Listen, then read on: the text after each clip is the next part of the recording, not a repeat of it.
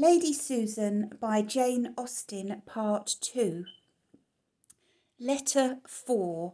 Mr. de Courcy to Mrs. Vernon, Parklands. My dear sister, I congratulate you and Mr. Vernon on being about to receive into your family the most accomplished coquette in England.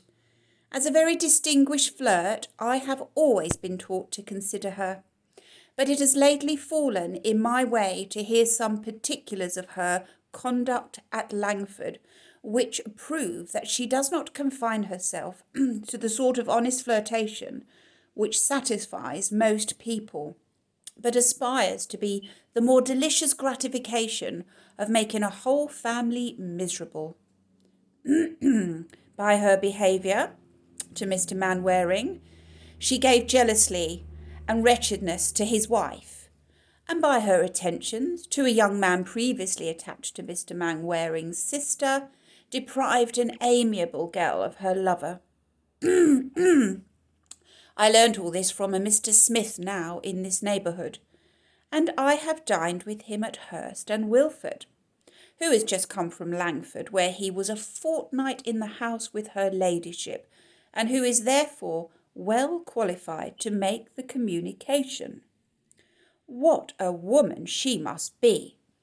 I long to see her, and shall certainly accept your invitation, that I may form some idea of those bewitching powers which can do so much, engaging at the same time in the same house and affections of two men who were neither of them at liberty to bestow them, and all this without the charm of youth. I am glad to find that Miss Vernon does not come with her mother to Churchill, as she has not even manners to recommend her, and according to Mr. Smith's account, is equally dull and proud. Where pride and stupidity unite, there can be no dissimulation worthy notice, and Miss Vernon shall be consigned to unrelenting contempt. But by all that I can gather, Lady Susan possesses a degree of captivating deceit which must be pleasing to witness and detect. I shall be with you very soon, and am your affectionate brother, Reginald de Courcy. Letter 5. Lady Susan to Mrs. Johnson, Churchill. I received your note, my dear Alicia, just before I left town, and rejoiced to be assured that Mr. Johnson suspected nothing of your engagement the evening before. It is undoubtedly better to deceive him entirely. Since he will be stubborn, he must be tricked.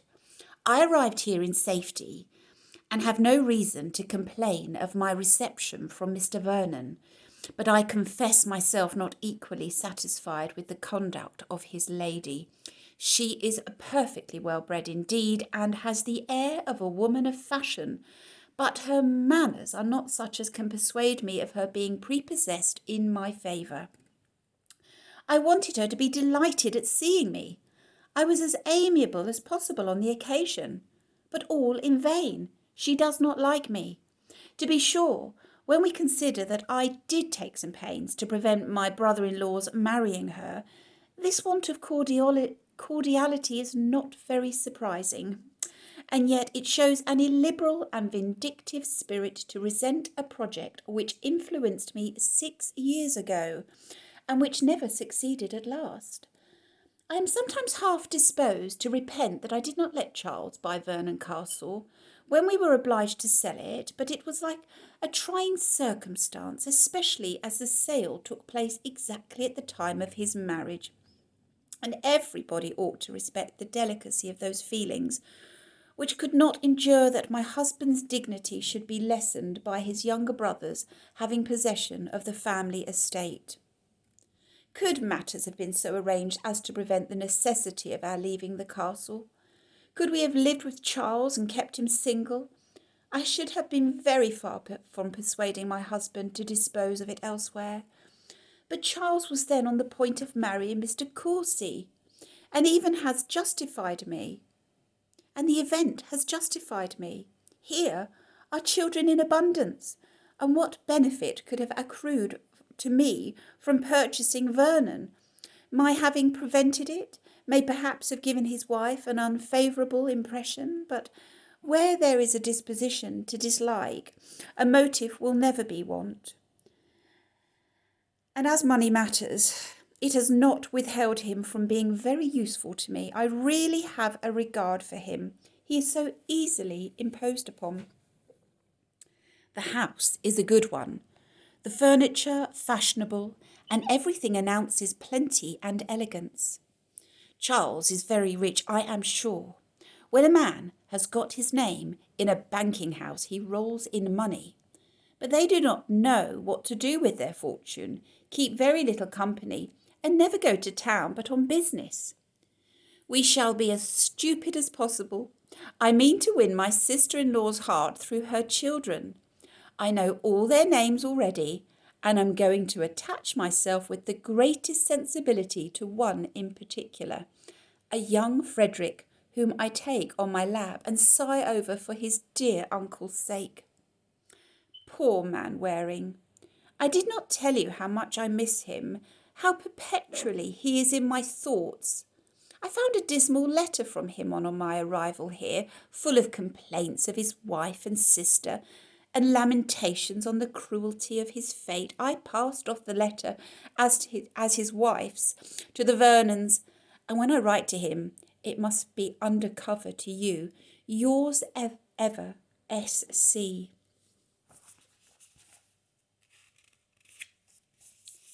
Letter 6.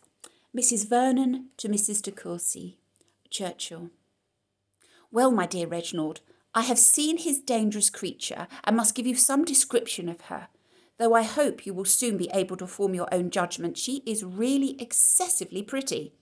However you may choose to question the allurements of a lady no longer young, I must, for my own part, declare that I have seldom seen so lovely a woman as Lady Susan.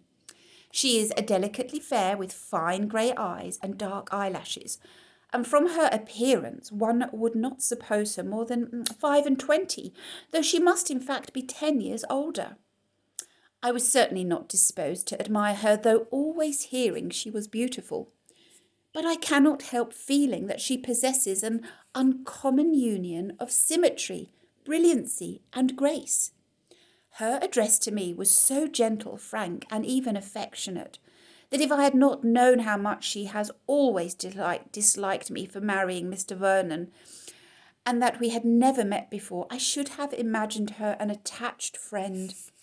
One is apt, I believe, to connect assurance of manner with coquetry, and to expect that an impudent address will necessarily attend an impudent mind. At least I was myself prepared for an improper degree of confidence in Lady Susan.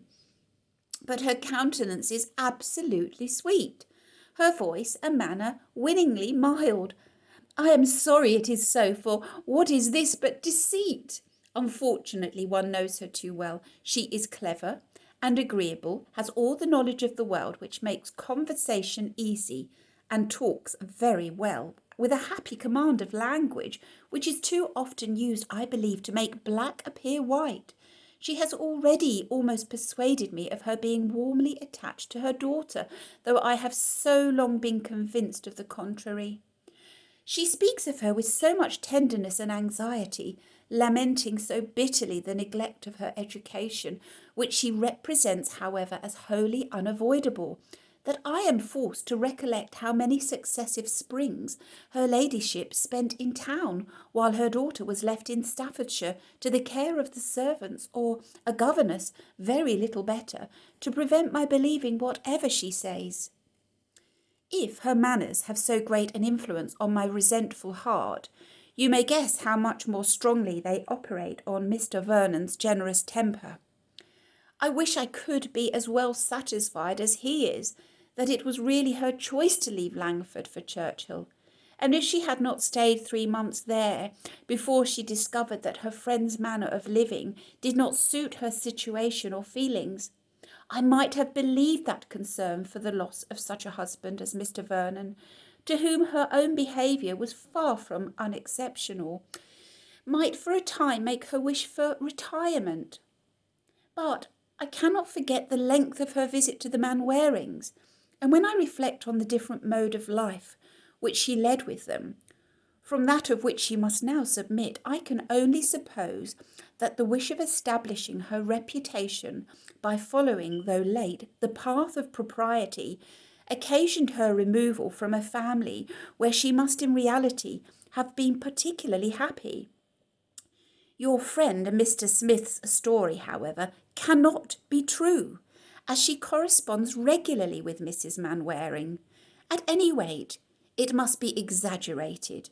It is scarcely possible that two men should be so grossly deceived by her at once. Yours, etc., Catherine Vernon. End of part 2.